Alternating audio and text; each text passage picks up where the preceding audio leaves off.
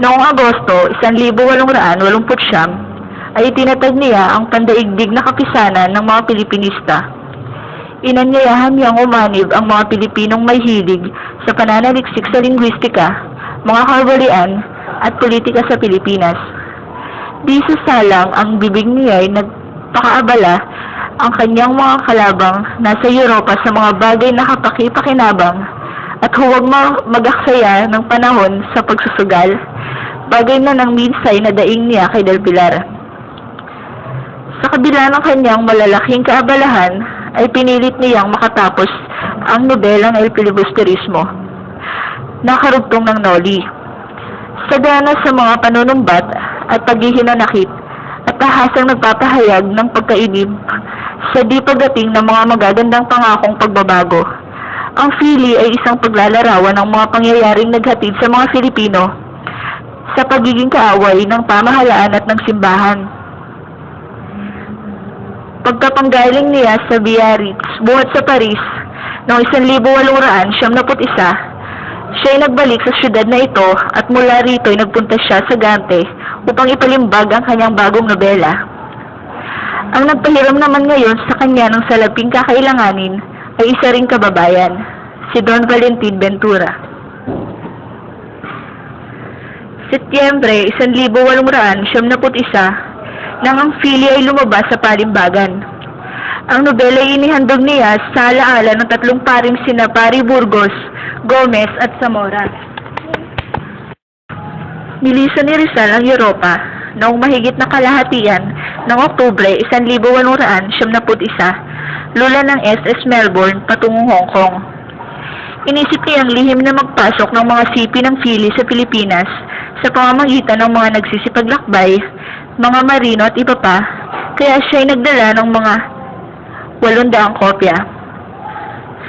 Dumating siya sa Hong Kong noong ika-20 ng Nobyembre 1871. Nang sumunod na buhay, dumating sa Hong Kong ang kanyang ama, si Pasiano, ang kanyang bayaw, at ang kanyang ina at mga kapatid niyang si Lucia, si Josefa, at si Trinidad. Di sasalang binanggit sa kanya ng isa sa kanila ang ginawang pagdakip sa kanyang ina at paghahatid dito ng yapak buhat sa Calamba hanggang Santa Cruz.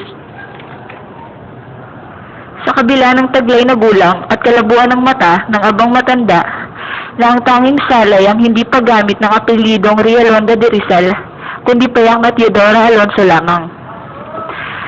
Noon inoperahan ni Rizal ang kanyang ina at ang operasyon ay naging isang tagumpay naman.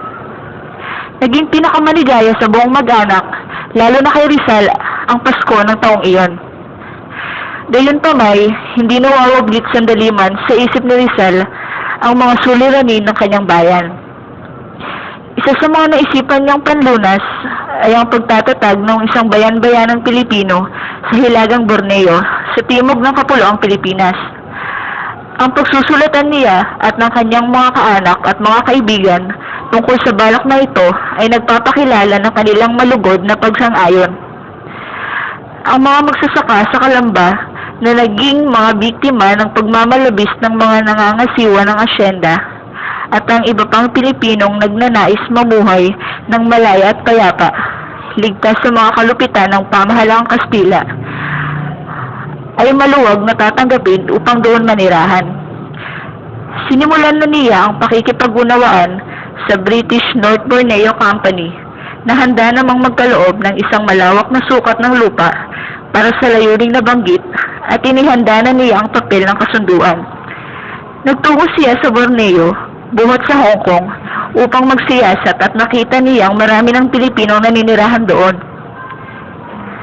Ang walang tigil na panliligalig sa kanyang mga kaanak ay labis na ikinabalisa ni Rizal. Kaya't sa kanyang sulat sa kanyang mga magulang at mga kapatid noong Disyembre 1, 1891, ay pilit siyang humihingi ng pahintulot na siya ay payagang makauwi. Iyon na nga ang naging dahilan kung bakit sina Don Francisco, Doña Teodora, sina Pasiano, Ubaldo, at 3 kapatid na babae ay nagtungo sa Hong Kong. Nangangamba silang baka magpilit siyang umuwi sa Calamba.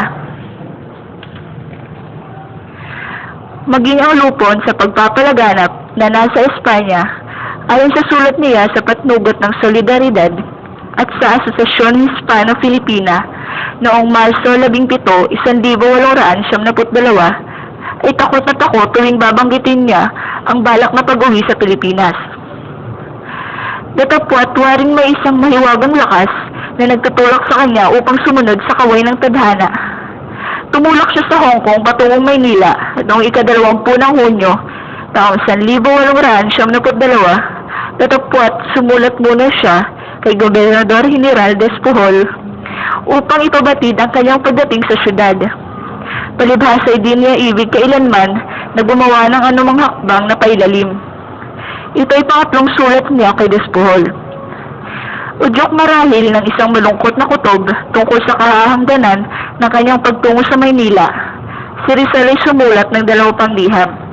Ang isa ay para sa kanyang mga magulang, mga kapatid at mga kaibigan, at ang isa ay para sa kanyang mga kababayan na ipinagkatiwala niya kay Dr. Lorenzo Marquez upang ingatan at ihahayag lamang kung siya ay patay na.